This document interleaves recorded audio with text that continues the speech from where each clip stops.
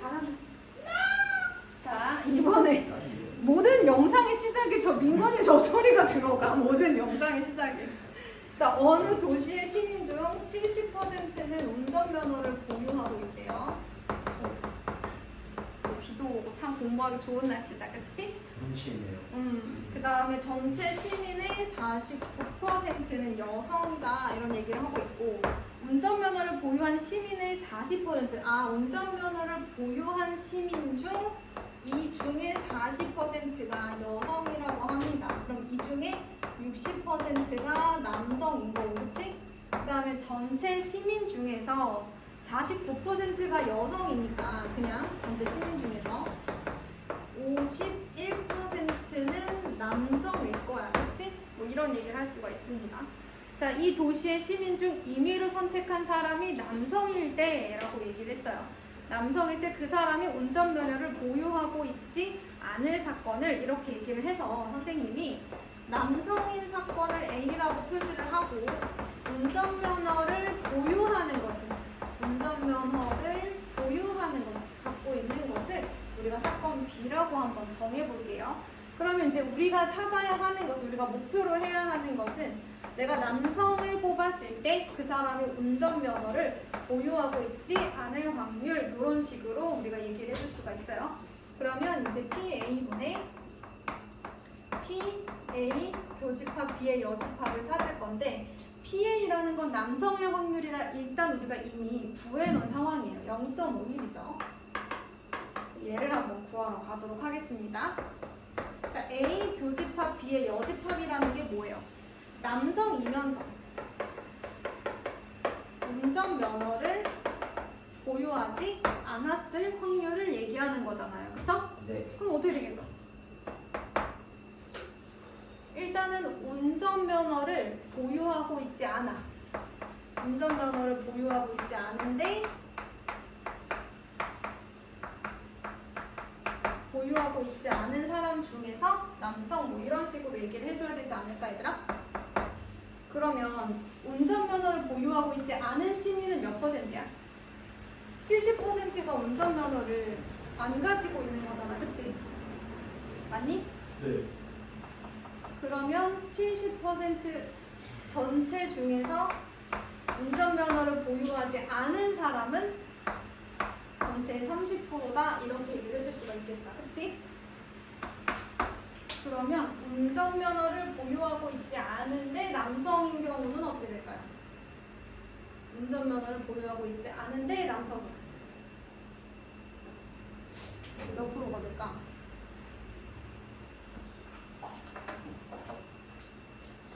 운전면허를 보유하고 있고 운전면허를 안 가지고 있어. 0.7, 0.3이야. 운전면허를 보유한 시민의 40%가 여성이야.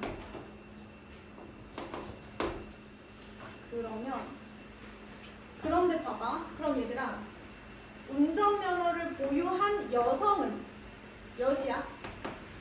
0.28이겠지. 네. 운전면허를 보유한 남성은 얼마야?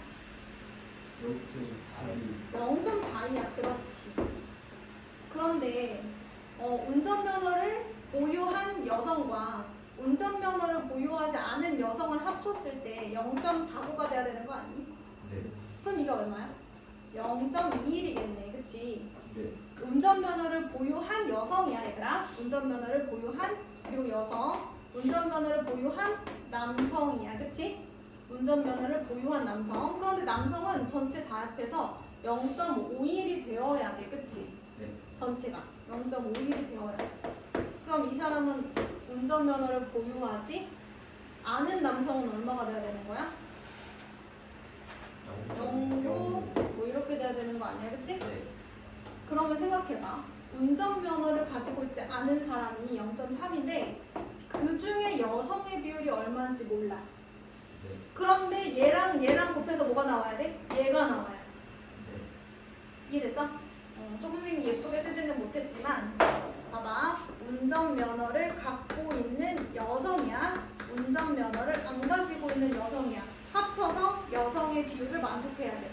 이거는 운전면허를 가진 남성이야. 운전면허를 가지지 않은 남성이야. 합쳐서 남성의 비율을 맞춰줘야 돼. 그치?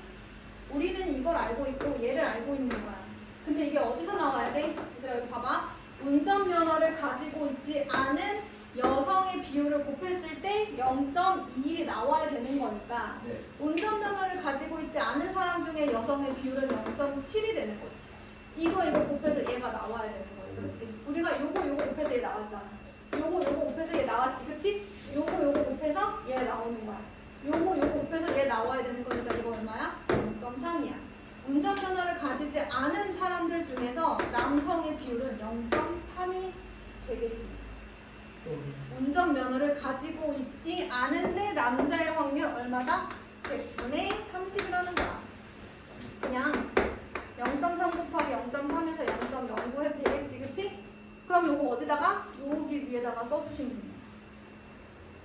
조금 생각을 하기는 해야 되는 문제긴 하지만 정리만 좀 잘하시면 되겠습니다. 자, 예제 3번. 이제 3번인가? 문제 3번. 똑같이 조건부 확률 유형 12예요. 이거 알아서 있네. 조건부 확률 유형 12예요. 자, 이 중에 3번. 어떤 슈퍼바이러스의 발병률이 0.1%예요.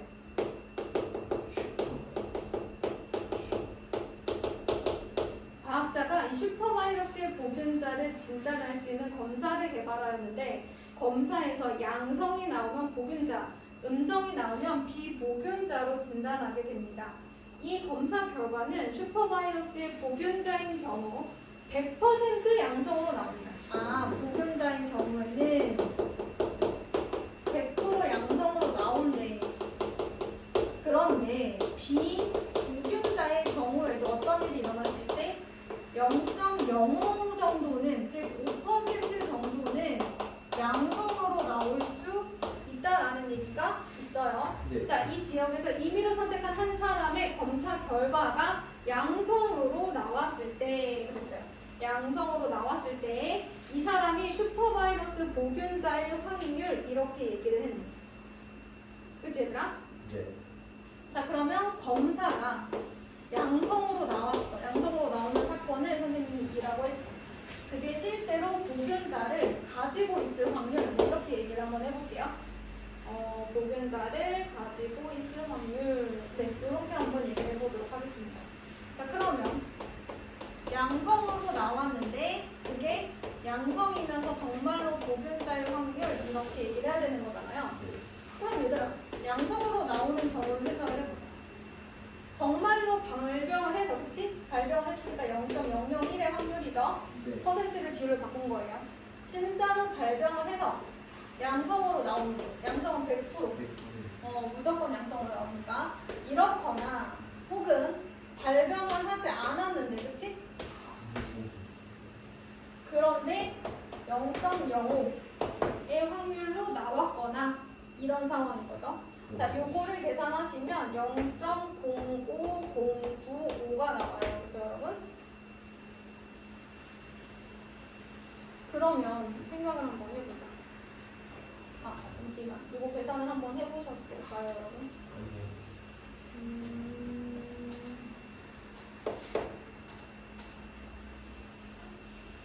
요거를 다 계산한 게 얘들아 0.05095 이렇게 나오잖아.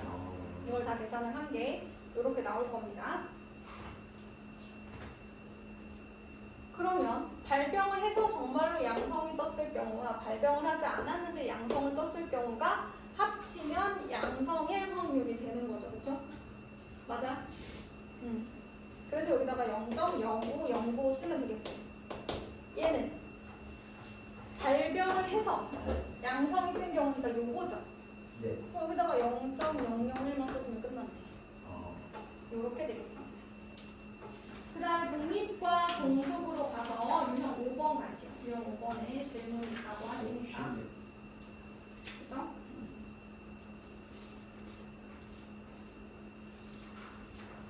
우리 태성고 같은 경우는 확률과 통계는 일단 교과서 유사 문제는 다 풀긴 했거든?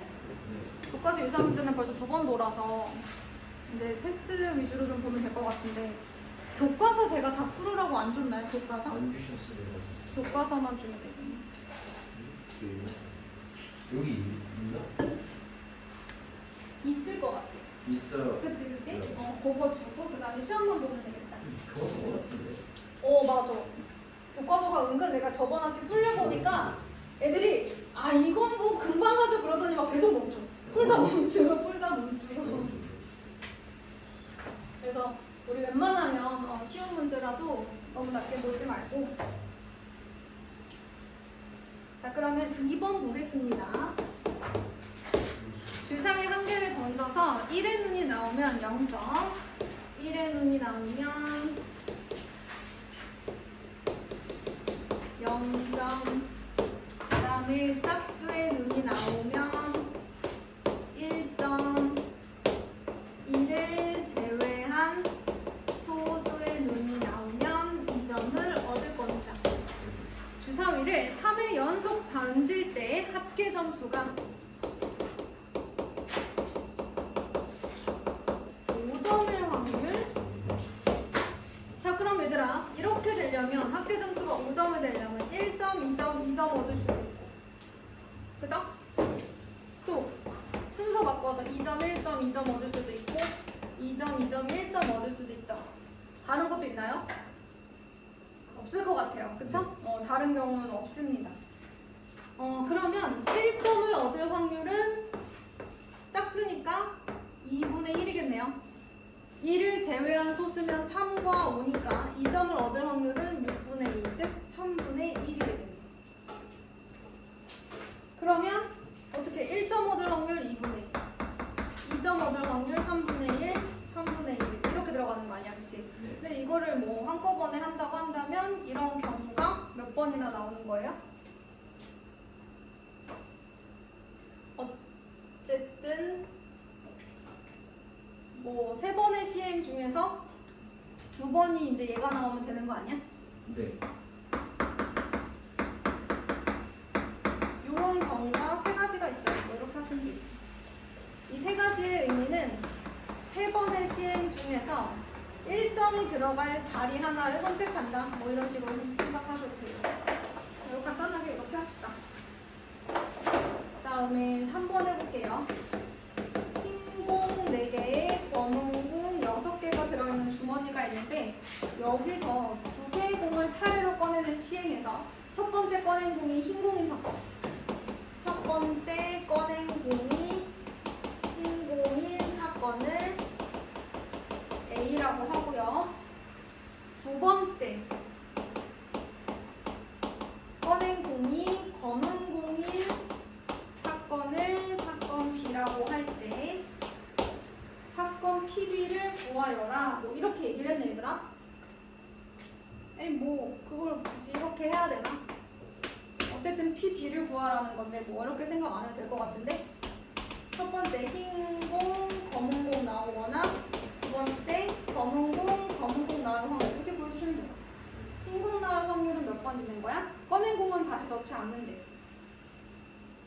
그러면 흰 공 나올 확률 10분의 3. 그 다음에 검은 공 나올 확률 9분의 6 이렇게 돼야 되겠네, 그치? 네. 첫 번째 검은 공 나올 확률 10분의 6, 그 다음 9분의 5. 그냥 이거 해주시면 돼요. 2개 더 해주면 되지. 어쨌든 독립사건이라는 거 아니야. 흰 공을 꺼내고 검은 공을 꺼내는 사건이. 네. 그죠? 자, 그러면 지금부터 독립과 종소 포함해서 여러분 뒤에 확률 변수까지 태영이 다 풀었니? 그러면 채점하고 이따가 틀린 거 고치고 좀 이렇게 좀 할게요.